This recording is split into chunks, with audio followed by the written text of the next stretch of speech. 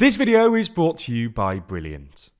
Earlier this month, a report on Gen Z was published by the broadcaster Channel 4, finding that 52% of 13 to 27-year-olds would welcome a strong leader unbound by elections or parliament. This came after another poll, published in July, just before the general election, also found high levels of dissatisfaction with democracy among young people, with nearly half of British 16 to 21-year-olds saying they're dissatisfied with the way democracy works in the UK. But despite what the media say, this isn't just a Gen Z phenomenon. Recent academic studies have shown that millennials too are less satisfied with democracy than previous generations were at the same age. So in this video, we'll take a look at the data and try to explain why young people in the UK are increasingly losing faith in democracy.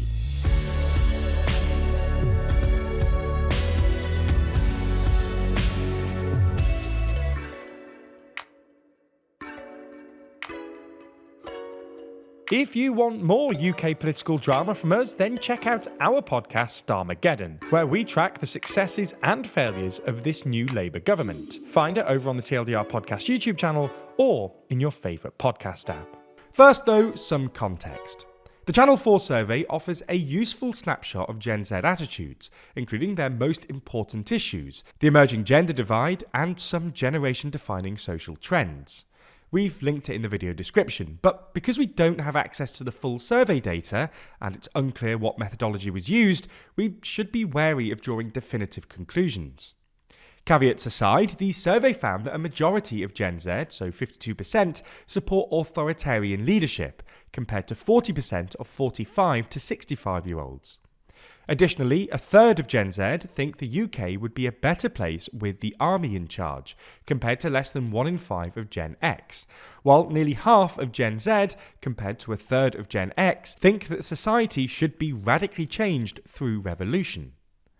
This handful of comparisons do suggest that young people are more fed up with the UK political system than older generations, which is consistent with other studies on young people's attitudes towards democracy. Take this 2020 study by the Centre for the Future of Democracy at the University of Cambridge, for instance, which combines data from 4.8 million study participants from 43 sources and 160 countries between 1973 and 2020. This one doesn't look at Gen Z, but actually at millennials, the generation born between 1981 and 1996, making them between 29 and 44 now. Its key finding was that younger generations have steadily grown more dissatisfied with democracy, not only in absolute terms, but also in comparison to older generations at similar stages of life. You can see this on the graph on screen by comparing data for age. A majority of millennials are dissatisfied with the way that democracy works in their countries. But when the previous generation, so Gen X, were the same age, i.e. in the 20s and 30s, a majority of them were actually satisfied with democracy. Likewise, when baby boomers were aged between 40 and 50, they were much more satisfied with democracy than Gen X were at the same age. What's more, when separating the data by region, we see that in Western democracies, the UK, US, Canada, Australia and New Zealand, the consistent pattern of falling intergenerational satisfaction, i.e. each generation being less satisfied with democracy than previous ones at the same age, is even more clearly pronounced. We'll come to why this might be soon, but we should also point out one other key finding. This is the evidence that young people are actually more satisfied with democracy when populists are voted into office, compared to moderates. The paper found that, in the 4 years after an election, satisfaction with democracy among young people aged 18 to 34 rose by 16 percentage points when a populist leader was in office, while with moderates in office facing populist rivals, satisfaction stayed roughly flat, dropping off after the third year. So now, the big question: why are younger generations losing faith in democracy? Well, there'll obviously be specific factors depending on which country you're talking about, but since we're a UK-based channel, we'll be coming at this mainly from a UK angle. The main reasons we've got are 1. Economic conditions and wealth inequality, 2. A sense that the current democratic system is failing young people, and 3. What's known as transition fatigue. If you've got any more ideas, we'd love to hear them in the comments. First up, though, is economic conditions. As has been well documented, the average UK millennial and Gen Zer have tougher economic conditions than previous generations at the same age, including rising wealth inequality, slowed wage growth, higher costs of living, soaring rents, and increasingly unaffordable housing, plus the long-term impacts of the debt crisis. This has led to rising youth support for populists prepared to break with the economic status quo. The 2020 Cambridge study noted that where younger voters face systemic economic exclusion, they're more likely to support both left-wing and right-wing populists, from Jeremy Corbyn to Jordan Bardella, who often promise transformative agendas addressing wages, unemployment, and youth debt.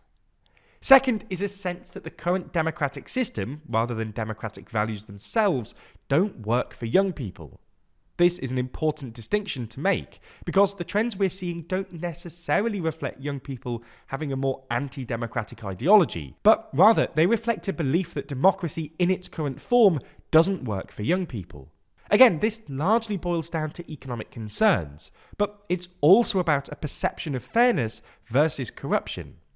As the Cambridge study noted, in countries where younger generations have less difficulty finding a job, less debt, better access to affordable housing, and where there's less corruption in public services, for example, in the Nordics, Germany, or Taiwan, youth satisfaction with democracy remains overwhelmingly high. Meanwhile, countries that rank lower in the 2024 Corruption Perceptions Index, including Venezuela, Mozambique, Nigeria, and Mexico, also see lower rates of youth satisfaction with democracy. In a UK context, it's possible that archaic institutions like the House of Lords, where the average member is 71 years old, just aren't representative of young people's views or needs. Similarly, young people often have a perception of being excluded by politics, or at most being an afterthought, rather than being invited to help influence decision-making from the start. Third, and finally, it's known as democratic transition fatigue. This is the basic idea that youth satisfaction in a democracy remains pretty steady until 25 years of its existence, and then plummets, because most young people won't have lived long enough to remember undemocratic rule. The UK is one of the oldest democracies in the world, but not only have Gen Z and millennials likely only ever lived in a democracy themselves, but they've also not witnessed as many democratic transitions in other countries as older generations did. For example, German reunification only happened in 1990, when the oldest millennials were just 9 years old, followed by the fall of the Soviet Union in 1991, and the birth of new democracies in Eastern Europe. Additionally, South Africa's post-apartheid transition only started in 1994, and all examples led to fresh hope around the world. As such, younger generations in the UK have grown up experiencing little other than the flaws of their own democratic system. In other words, the failure to address problems like youth unemployment, corruption, and inequality. To solve the democratic crisis, the UK should recognise the long-term impacts of an increasingly disillusioned youth in falling voter turnout, rising populism, and growing social isolation, and invite young people into the conversation instead of excluding or even scapegoating us. Now, the thing is, often in politics, we need to understand a wide variety of topics to truly understand what's going on. Unfortunately, our sponsor this week, Brilliant, helps us do just that, with thousands of lessons in maths, science, programming, and AI. And not only that, but their interactive lessons teach you by doing, instead of just asking you to mindlessly memorize stuff. This helps you build your critical thinking skills and to become a better thinker. For instance, Brilliant's newly updated maths courses help you establish a strong foundation in algebra. It then helps you build on this, teaching you how to conquer calculus, all while maintaining an emphasis on problem solving and reasoning. The thing I like best about this, though, is that their mathematical courses help you develop your mathematical intuition and fluency, skills that you can use in the real world. As we've told you before, data skills are absolutely necessary for navigating the modern world, and Brilliant is the best way to get them. To try everything Brilliant has to offer for free for a full 30 days, visit brilliant.org/TLDR or click on the link in the description. And by doing so, you'll also get 20% off an annual premium subscription.